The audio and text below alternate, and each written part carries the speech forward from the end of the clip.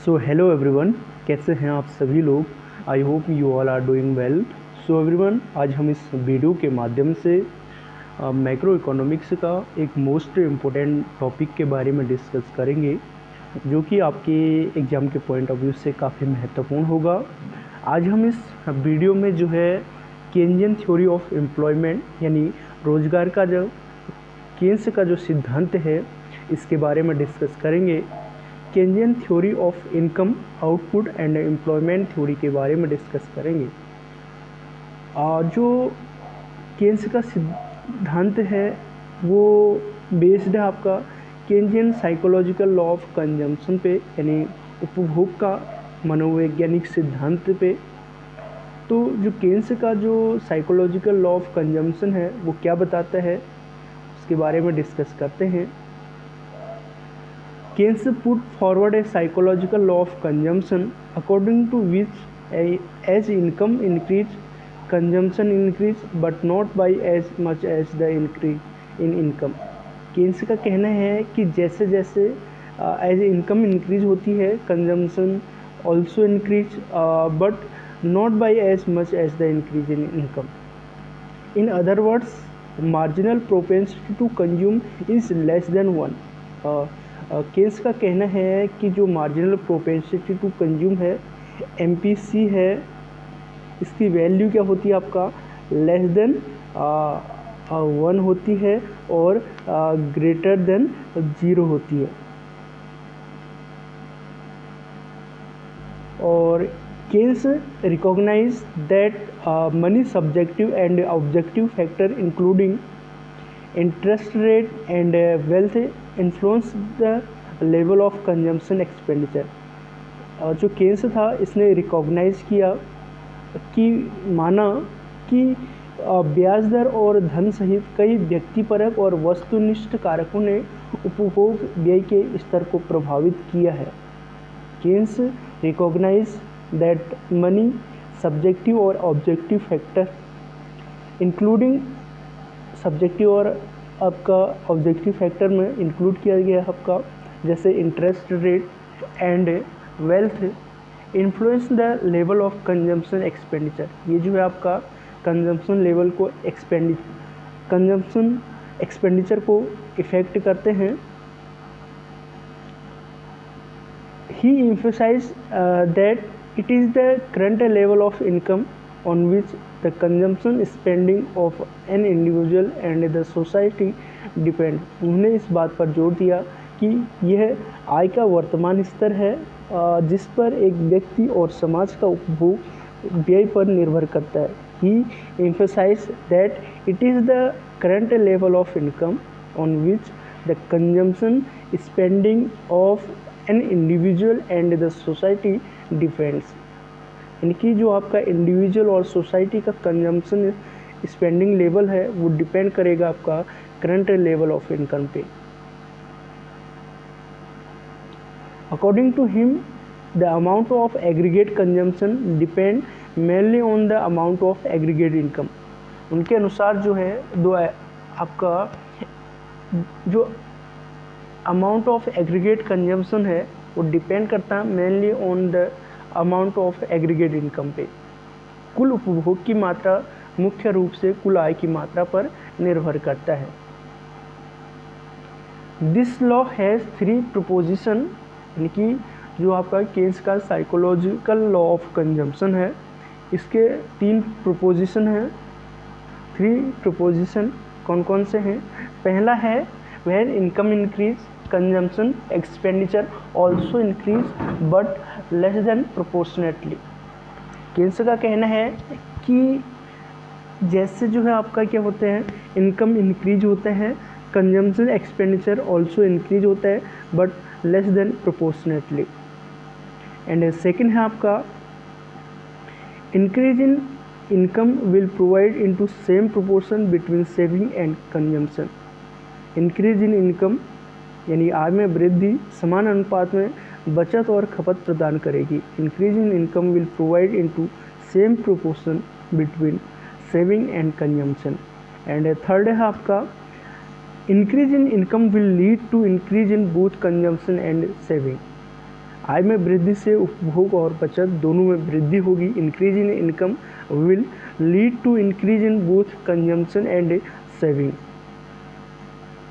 In the long run with increase in income propensity to consume is not decrease, it is remain constant. In the long run, लंबे समय में जो है आय में वृद्धि के साथ उपभोग करने की प्रवृत्ति कम नहीं होती है, यह स्थिर रहती है। इन the long run with increase in income propensity to consume is not decrease, it is remain constant. He suggests that consumption expenditure depends mainly on absolute income of the current period, that is consumption is a positive function of the absolute level of current income. उनका सुझाव है कि उपभोग व्यय मुख्य रूप से वर्तमान अवधि की पूर्ण आय पर निर्भर करता है, अर्थात जो उपभोग है वो वर्तमान आय के निरपेक्ष स्तर का एक सकारात्मक कार्य है। He suggests that consumption expenditure depends mainly on absolute income of the current period, that is consumption is a positive function of the absolute level of current income. Keynes point out that consumption expenditure does not have a proportional relation with income. Keynes बताते हैं कि उपभोग व्यय का आय के साथ आनुपातिक संबंध नहीं होता है। Keynes points out that consumption expenditure does not have a proportional relation with income. Keynes argues that average propensity to consume APC fall as income increase. Keynes का तर्क है कि आय बढ़ने पर औसत उपभोग प्रवृत्ति APC गिरती है। Keynes का कहना है argues that average propensity to consumption या consume fall as income increase. The Keynes consumption function can be expressed in the following form.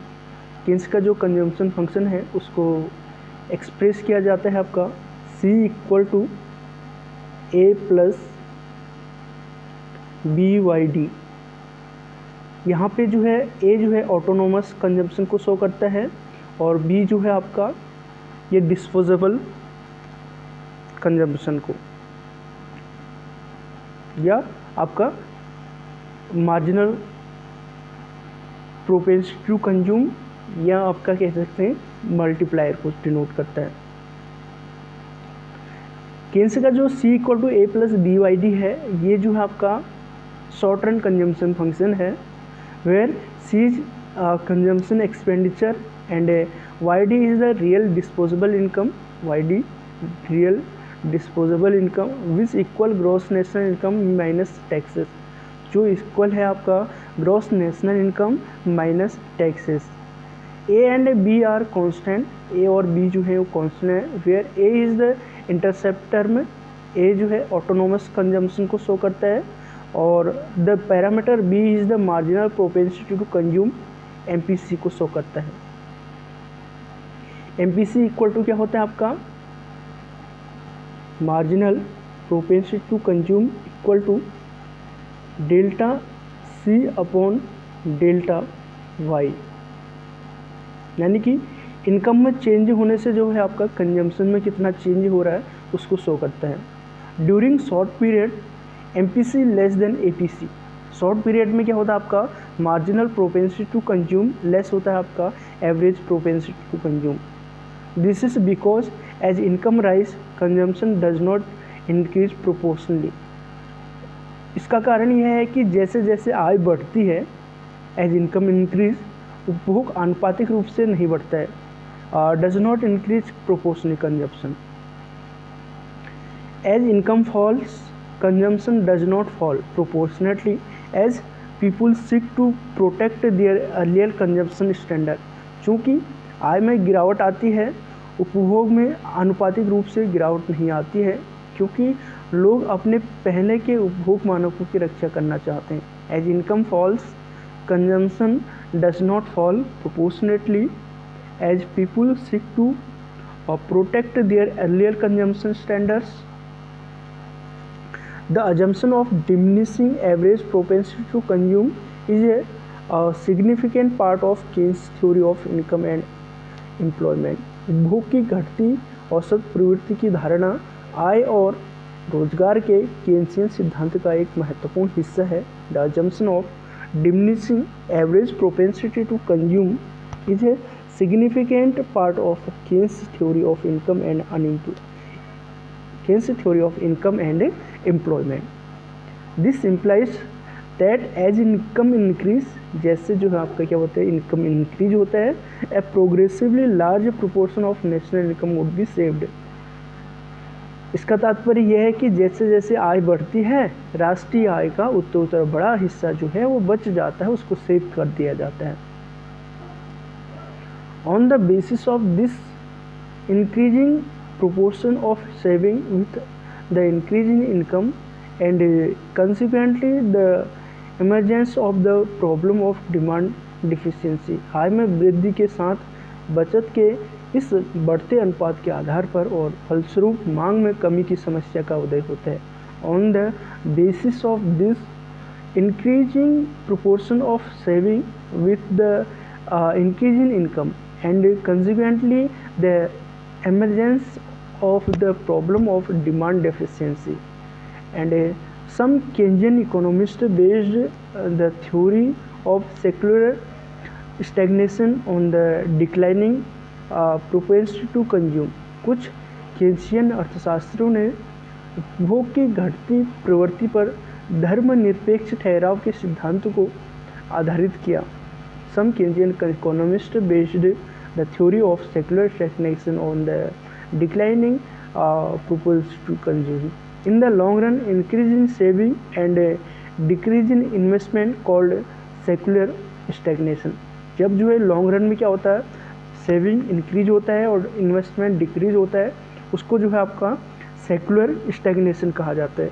लंबे समय में बचत में वृद्धि होती है और निवेश में कमी को आपका क्या कहते हैं, धर्मनिरपेक्ष ठहराव कहा जाता है या सेकुलर स्टैग्नेशन कहा जाता है। एंड उसके बाद है आपका कंजम्पशन फंक्शन यानी उपभोग फलन।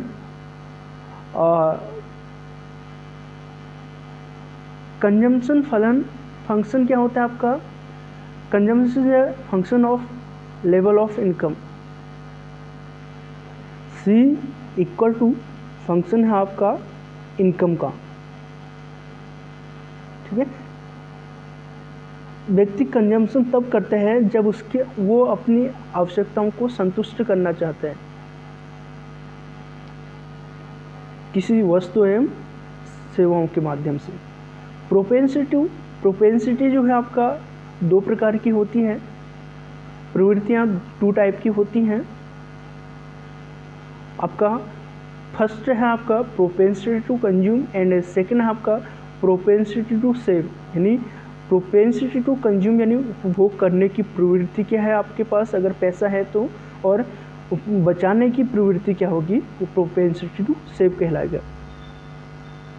और उसके बाद जो है आपका प्रोपेंसिटी टू कंज्यूम उपभोग करने की प्रवृत्ति को आपका average propensity to consume APC और marginal propensity to consume MPC के नाम से जाना जाता है। उपभोग करने की औसत प्रवृत्ति को APC और उपभोग करने के लिए सीमांत प्रवृत्ति को MPC के नाम से जाना जाता है। उसके बाद जो है प्रोपेंसिटी टू सेव बचाने की प्रवृत्ति को आपका average propensity to save APS बचत करने की औसत प्रवृत्ति and marginal propensity to save MPS बचत करने की सीमांत प्रवृत्ति। 2 प्रकार के होते हैं आपका propensity to save.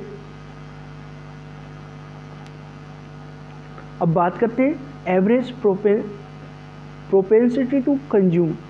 Propensity to consume आपका क्या क्या आएगा, आपका एक आएगा आपका एवरेज प्रोपेंसिटी टू कंज्यूम और सेकंड आएगा आपका marginal propensity to consume.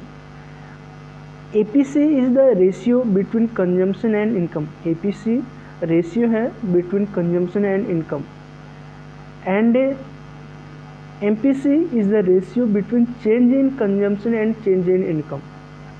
APC ratio है आपका बिटवीन कंजम्पशन एंड इनकम का और आपका MPC है ये द रेशियो है between change in consumption and change in income.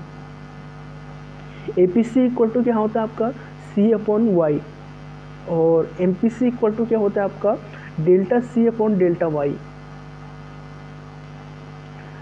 Consumption is a positively related with income, consumption जो है आपका वो पॉजिटिवली रिलेटेड है आपका विथ इनकम से, और M P C is constant at all level of income. Question पूछा जा सकता है कि आपसे consumption is related with income, positively negatively not related, तो कंजम्पशन जो है आपका वो रिलेटेड है इनकम से पॉजिटिवली, और एमपीसी जो है आपका कांस्टेंट रहता है at all level of income में। As income increase APC falling, जैसे जो है आपका इनकम इंक्रीज होता है, as income increase APC falling. उसके बाद एपीसी, इसको एक डायग्राम से समझते हैं, एक टेबल के माध्यम से समझते हैं। टेबल में आपका जैसे डिफरेंट सिचुएशन दिया गया है, और इनकम इन करोड़ में दिया गया है, कंजम्पशन रुपये करोड़ में दिया गया है, और एपीसी का फॉर्मूला क्या होता है आपका सी अपॉन वाई होता है। तो जैसे इनकम जीरो थी, इनकम के जीरो होने पर भी जो कंजम्पशन होता है वो 20 रुपये के बराबर होता है, 20 करोड़ के बराबर होता है। जैसे सिचुएशन 1 में क्या होता है, इनकम 50 रुपये हुआ तो आपका कंजम्पशन इंक्रीज हो गया आपका 60 के समथिंग, और आपका एवरेज प्रोपेंसिटी टू कंज्यूम क्या होगा आपका 60 अपॉन 50 1.2। और सिचुएशन 2 इसमें आपका क्या होगा एपीसी इक्वल टू 1, जब जो है इनकम जो है आपका 100 करोड़ थी और कंजम्पशन जो है वो भी 100 करोड़ था, तो एपीसी इक्वल टू 1 के बराबर हो जाएगा। और सिचुएशन 3 में एपीसी लेस देन 1, जब जो है आपका इनकम में चेंज ज़्यादा हो रहे हैं और आपका क्या कहते हैं कंजम्पशन में चेंज जो है कम हो रहा, तो उस केस में आपका एवरेज प्रोपेंसिटी टू कंज्यूम जो है आपका वो लेस होगा। और आपका जो ये डायग्राम में है, एक्स एक्स पे जो है इनकम को शो किया गया है और वाई एक्स पे जो है आपका कंजम्पशन को शो किया गया है। एवरेज प्रोपेंसिटी टू कंज्यूम, इसमें जो है सी और इनकम को, कंजम्पशन और इनकम को शो किया गया है। मार्जिनल प्रोपेंसिटी टू कंज्यूम बताता है change in income due to change in consumption.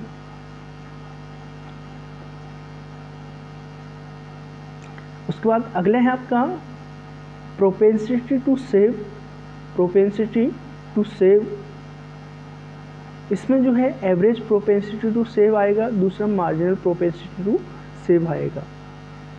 APS is the ratio between saving and income.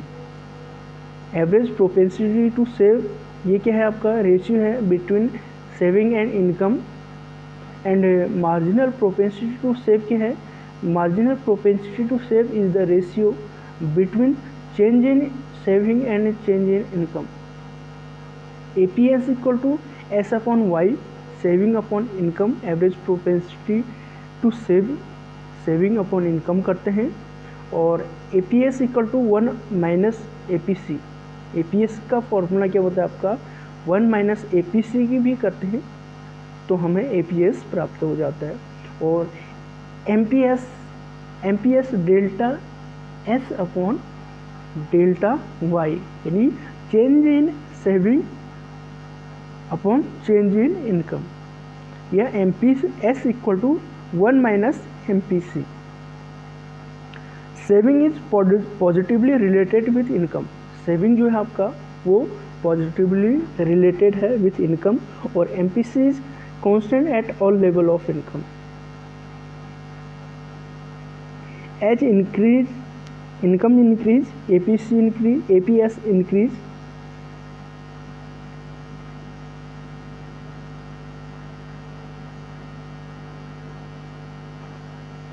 उसके बाद जो है नेक्स्ट है आपका कंजम्पशन फंक्शन थ्योरेटिकली, उपभोग फलन सैद्धांतिक। The consumption function states that aggregate real consumption expenditure of an economy is a function of real national income. उपभोग फलन बताता है कि किसी अर्थव्यवस्था का कुल वास्तविक उपभोग व्यय वास्तविक राष्ट्रीय आय का फलन है। यानी कि the consumption function state that aggregate real consumption expenditure, यानी कि जो समस्त एग्रीगेट कंजम्पशन होता है, एक्सपेंडिचर होता है, रियल कंजम्पशन एक्सपेंडिचर होता है ऑफ एन इकोनॉमी का is a function of real national income. वो जो है आपका रियल नेशनल इनकम का फंक्शन होता है। यानी कि consumption equal to function of income, यानी कि जितना भी कंजम्पशन पे आपका इनकम एक्सपेंडिचर किया जाता है वो आपका रियल नेशनल इनकम होगी। This is called the Keynesian consumption function. इसको जो है आपका केन्स का कंजम्पशन फंक्शन कहा जाएगा। The classical economist used to argue that consumption was a function of the rate of interest. शास्त्रीय अर्थशास्त्र तर्क देते हैं कि जो खपत है वो ब्याज दर का एक कार्य था, जैसे कि ब्याज की दर में वृद्धि हुई खपत व्यय में कमी आई और इसके विपरीत। The classical economist used to argue that consumption was a function of rate of interest. Question पूछा जा सकता है कि अकॉर्डिंग टू क्लासिकल इकोनॉमिस्ट जो आपका कंजम्पशन फंक्शन है वो किसका फंक्शन है, तो रेट ऑफ इंटरेस्ट का है। Such that as the rate of interest increase the consumption expenditure decrease and vice versa. Consumption expenditure जो है आपका वो डिक्रीज होगा and vice versa. Keynes started that the rate of interest may have some influence on consumption, but the real income was the important determinant of consumption। Keynes ने कहा कि ब्याज दर का उपभोग पर कुछ प्रभाव हो सकता है, लेकिन वास्तविक आय उपभोग का महत्वपूर्ण निर्धारक है। Keynes started that the rate of interest, जो आपका रेट ऑफ इंटरेस्ट है, may have some influence on consumption, वो इन्फ्लुएंस करता है some consumption, but the real income was the important determinant of consumption। and next है आपका the aggregate consumption function states that real consumption is a function of real income। का कहना है कि जो कुल उपभोग फलन है बताता है कि वास्तविक उपभोग वास्तविक आय का फलन है। the aggregate consumption function states that real consumption is a function of real income। And next है आपका consumption function can be written as C equal to C Y, where C is real consumption expenditure and Y is real national income, and this is the Keynesian consumption function. ये जो है आपका Keynesian उपभोग फलन है। The straight line consumption function has a constant slope at all points. सीधे रेखा खपत फलन का सभी बिंदु पर एक स्थिर ढलान होता है। The APC average propensity to consume decrease as income increase। आय बढ़ने पर APC उपभोग करने की औसत प्रवृत्ति घट जाती है। एंड नेक्स्ट है आपका according to Keynes the consumption function must possess the following characteristic. Keynes के अनुसार जो है उपभोग फलन निम्नलिखित विशेषताएं होनी चाहिए। उपभोग फलन में जो है आपका निम्न विशेषताएं होनी चाहिए। अब पहला है आपका aggregate real consumption expenditure is a stable function of real income. Aggregate real consumption expenditure सकल वास्तविक उपभोग व्यय वास्तविक आय का एक स्थिर कार्य है। Aggregate real consumption expenditure is a stable function of real income. And second है आपका the marginal propensity to consume MPC और the slope of the consumption function defined as DC upon DY must lie between 0 and 1। यानी कि जो आपका marginal propensity to consume है और the slope of consumption function है वो उसको डिफाइन किया जाता है। आपका कैसे डिफाइन किया जाता है, marginal propensity to consume equal to क्या होता है आपका delta C upon delta Y। और इसकी मार्जिनल प्रोपेंसिटी टू कंज्यूम की जो वैल्यू लाई करती है वो करती है 0 से ग्रेटर और 1 से less. The average propensity to consume और the proportion of income spent on consumption defined as C upon Y should be decreasing as income increase. Average propensity to consume APC or the proportion of income spent on consumption defined as C upon Y should be decreasing as income increase. उपभोग करने की औसत प्रवृत्ति जो है APC या C/Y के रूप में परिभाषित उपभोग पर खर्च की गई आय का अनुपात आय बढ़ने के साथ कम होना चाहिए। When average fall marginal is below average, जब औसत गिरता है तो सीमांत औसत नीचे होता है। Thus, when the average propensity to consume यानी APC falls, the marginal propensity to consume must be lower than the APC. इस प्रकार जब औसत उपभोग प्रवृत्ति APC गिरती है तो सीमांत उपभोग प्रवृत्ति MPC AP से कम होनी चाहिए। एंड फोर्थ है आपका the marginal propensity to consume MPC itself probably decrease और remain constant as income increase. आय बढ़ने के साथ सीमांत उपभोग प्रवृत्ति MPC शायद कम हो जाती है या स्थिर रहती है। The marginal propensity to consume MPC itself probably decrease or remain constant as income increase. And next है आपका propensity to consume, average propensity to consume and marginal propensity to consume. Average propensity to consume APC calculated by dividing the amount of consumption by the total income. APC calculate किया जाता है by dividing the amount of consumption by the total income. APC की गणना कुल आय से खपत की मात्रा को विभाजित करके की जाती है, यानी APC equal to C/Y and marginal propensity to consume calculated by dividing the amount of change in consumption by the change in the total income. Marginal propensity to consume delta C upon delta Y.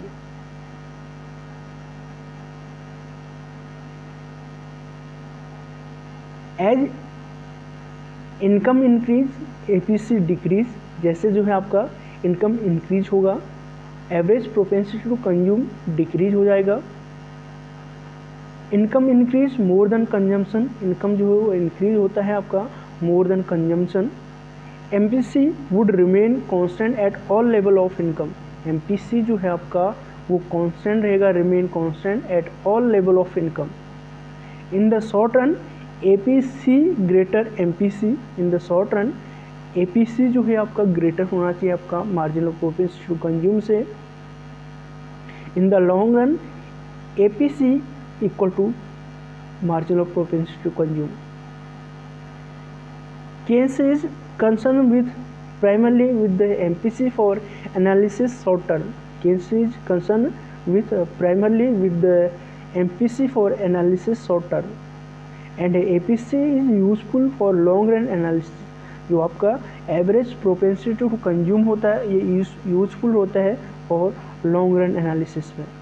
According to Keynes का कहना है MPC is more prominence, जो आपका marginal propensity to consume होता है ये आपका मोर prominence होता है। हिंदी में है जैसे जैसे आय बढ़ती है APC घटती जाती है, खपत से अधिक आय बढ़ती है।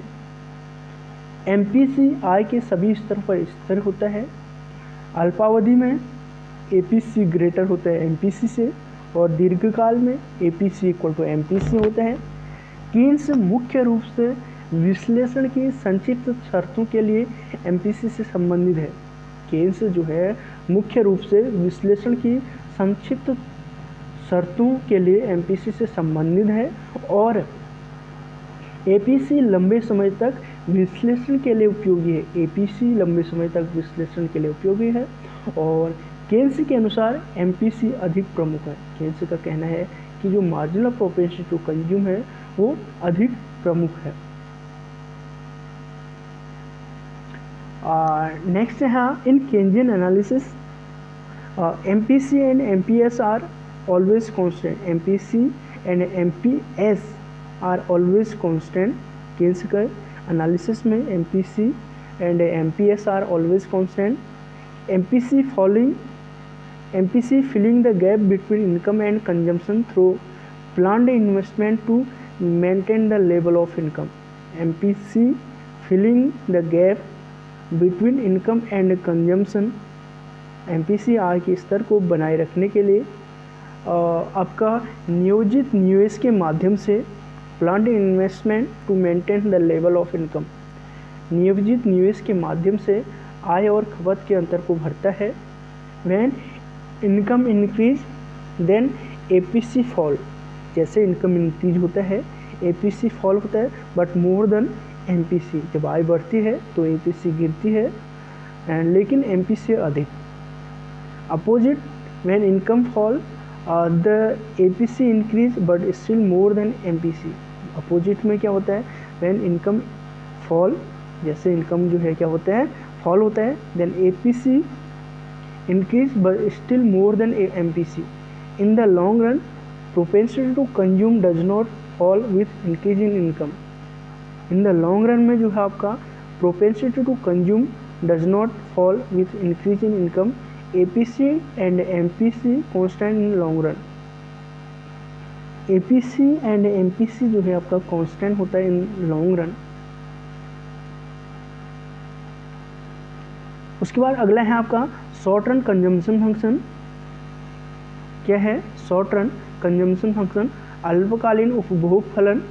इन short run average propensity to consume greater than marginal propensity to consume. संक्षेप में एमपीसी ग्रेटर है आपका, एमपीसी लेस है आपका एपीसी से।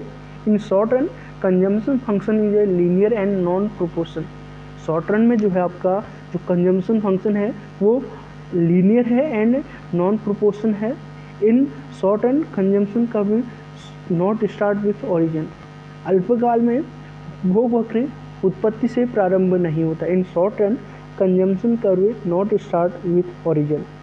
Short run consumption function written as C equal to A plus B Y, ये जो है शॉर्ट रन कंजम्पशन फंक्शन है। और शॉर्ट रन कंजम्पशन फंक्शन जो है वो लीनियर होता है इस प्रकार से। और इन short run consumption function not start with origin, ये जो है आपका ओरिजिन से स्टार्ट नहीं होता है। क्यों? क्योंकि इसमें जो है आपका ऑटोनोमस कंजम्पशन भी जुड़ा होता है। Short run is constituted with autonomous consumption plus MPC. Short run is constituted autonomous consumption plus MPC, C equal to A plus BY। And आपका लॉन्ग रन कंजम्पशन फंक्शन है आपका लॉन्ग रन कंजम्पशन फंक्शन दीर्घकालीन उपभोग फलन। इन long run में क्या हो जाता है आपका average propensity to consume equal to marginal propensity to consume.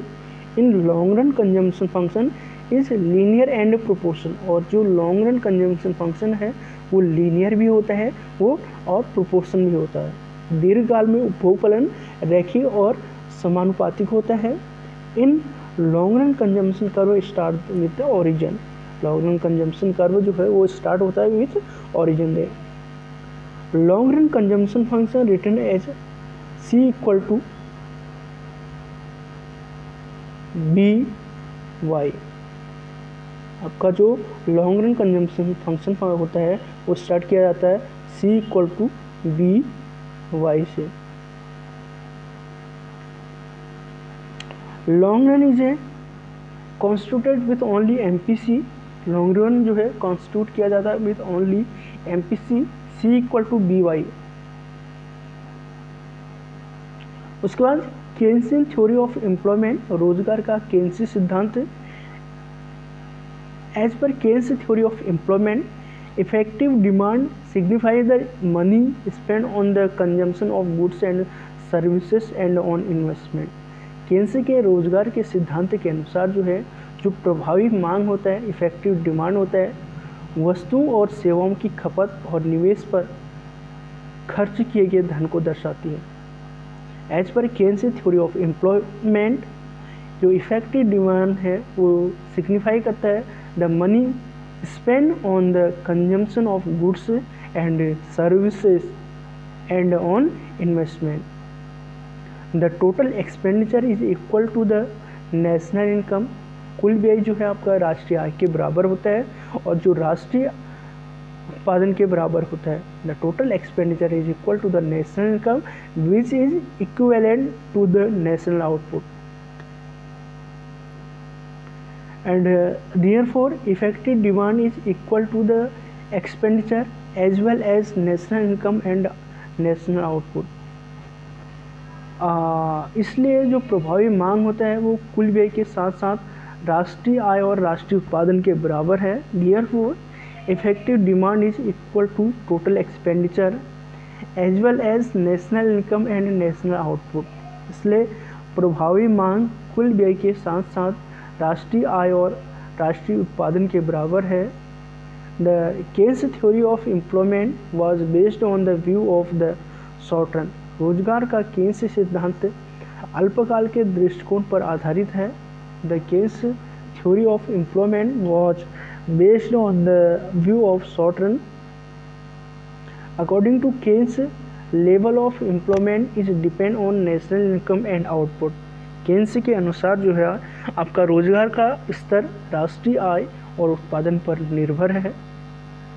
Keynes advocated that if there is an increase in national income there would be an increase in level of employment and vice वर्सा।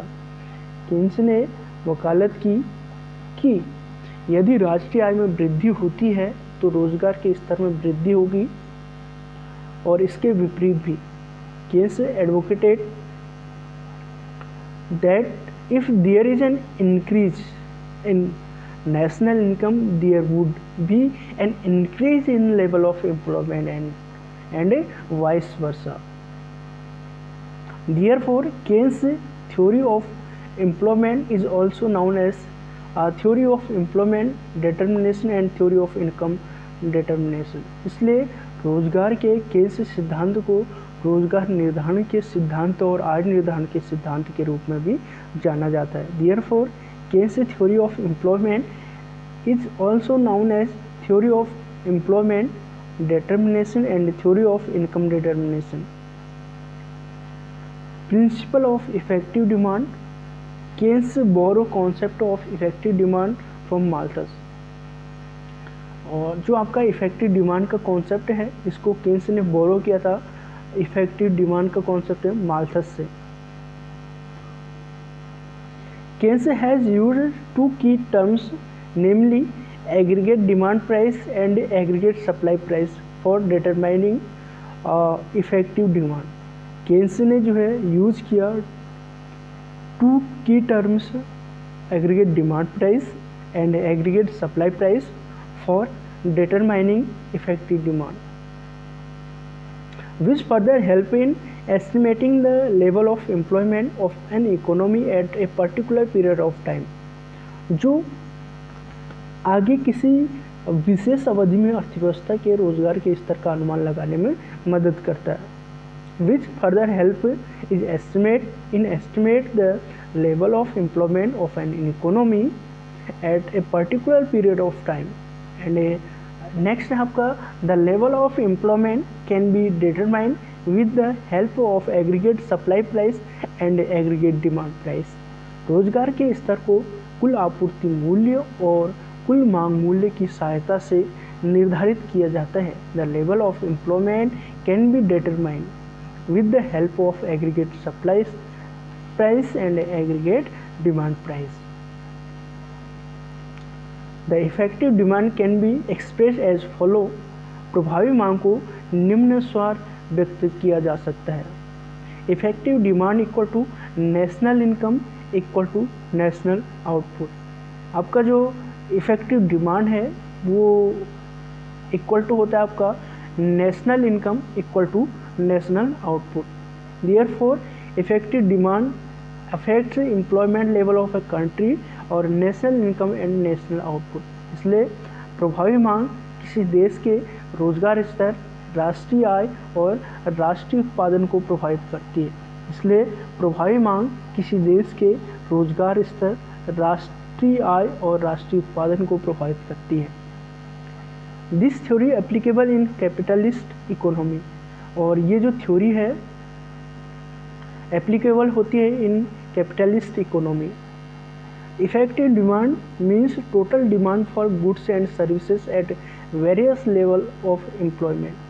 प्रभावी मांग का अर्थ है रोजगार के विभिन्न स्तरों पर वस्तुओं और सेवाओं की कुल मांग से। Effective demand means total demand for goods and services at various level of employment. Different level of employment represent different level of effective demand. आपका जो रोजगार के विभिन्न स्तर हैं इफेक्टिव डिमांड के विभिन्न स्तरों का प्रतिनिधित्व करते हैं। At the level where aggregate demand and aggregate supply equal to each other called effective demand. At the level where aggregate demand and aggregate supply equal to each other called effective demand. According to Keynes, level of employment determined by effective demand. Keynes के अनुसार जो आपका ED द्वारा निर्धारित रोजगार का मांग स्तर होता है।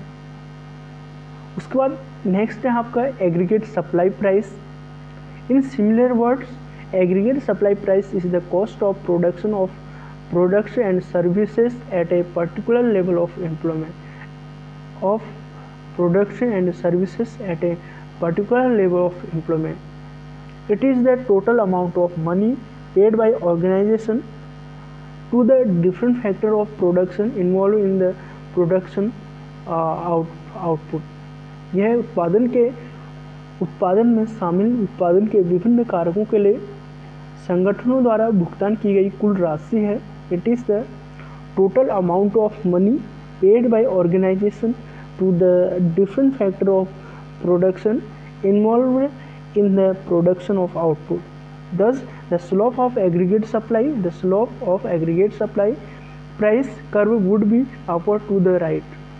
इस प्रकार जो कुल आपूर्ति वक्र होता है, कुल आपूर्ति मूल्य वक्र का ढलान ऊपर की ओर दाईं ओर होगा। उसके बाद नेक्स्ट है आपका aggregate demand price. Aggregate demand price is the total amount of money that an organisation expected to receive from the sale of output produced by a specific number of workers. सकल मांग मूल्य वह कुल राशि है जो एक संगठन एक विशिष्ट संख्या में श्रमिकों द्वारा उत्पादन की बिक्री से प्राप्त करने की अपेक्षा करता है। Aggregate demand price is the total amount of money that an organisation expects to receive from the sale of output produced by a specific number of worker. Produce किया जाता है by a specific number of workers.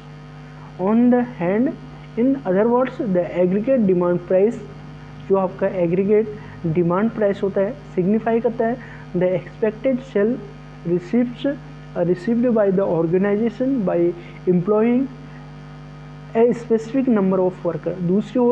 दूसरे शब्दों में कुल मांग मूल्य एक विशिष्ट संख्या में श्रमिकों को नियोजित करके संगठन द्वारा प्राप्त अपेक्षित बिक्री प्राप्ति को दर्शाता है। Consequently, the increase in the employment level would increase the aggregate demand price। इसका नतीजा यह निकलता है कि रोजगार के स्तर में वृद्धि से कुल मांग मूल्य में वृद्धि होगी। Consequently, the increase in the employment level would increase the aggregate demand price। Thus, the slope of aggregate demand curve would be upward to the right। जो आपका aggregate demand curve का slope होता है curve would be upward to the right and however the individual demand curve slope downward। और individual का demand curve कैसा होता है आपका डाउनवर्ड होता है और aggregate demand curve would be upward to the right. देख सकते हैं आप जो आपका एग्रीगेट सप्लाई कर्व है वो इस प्रकार से है और एग्रीगेट डिमांड कर्व जो है वो इस प्रकार से है, जहाँ पे aggregate demand and aggregate supply एक दूसरे को इंटरसेक्ट कर रहे हैं। ये जो है आपका इक्विलिब्रियम पॉइंट है। और एक्स एक्स पे जो है एम्प्लॉयमेंट लेवल को दिया गया है, और वाई एक्स पे जो है आपका रिसिप्ट को लिया गया है। The aggregate demand and aggregate supply curve are used for determining the equilibrium level of employment. At AD represent the aggregate demand curve, AS represent aggregate supply curve. Aggregate demand and aggregate supply curve are moving in the same direction. Move किया जाता है in the same direction, but they are not alike. There are different aggregate demand price and aggregate supply price for different level of employment. They are different aggregate demand price and aggregate supply price for different level of employment. At AS curve, the organization would employ one number of worker when they receive OC amount of sales receipts.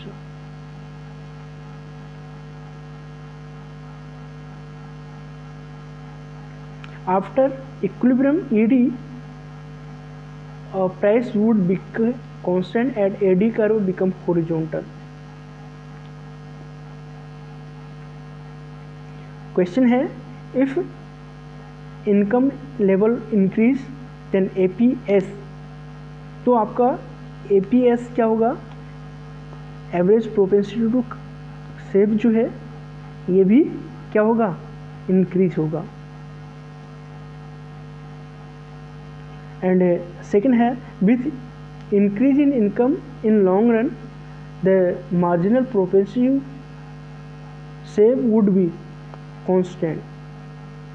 जैसे increase होता है in income in long run the marginal propensity to save would be constant. In long run Keynesian consumption function written as, long run का जो Keynesian consumption function होता है वो कैसे return किया जाता है, C = BY, और शॉर्ट रन का आपका C = A + BY। Keynesian long run consumption function is a linear and proportion.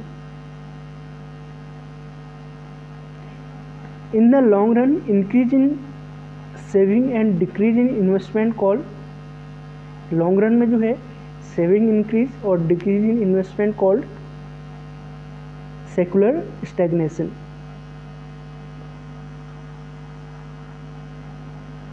ये आंसर है क्वेश्चन नंबर 1 का A, जो कि हमने बता दिया है।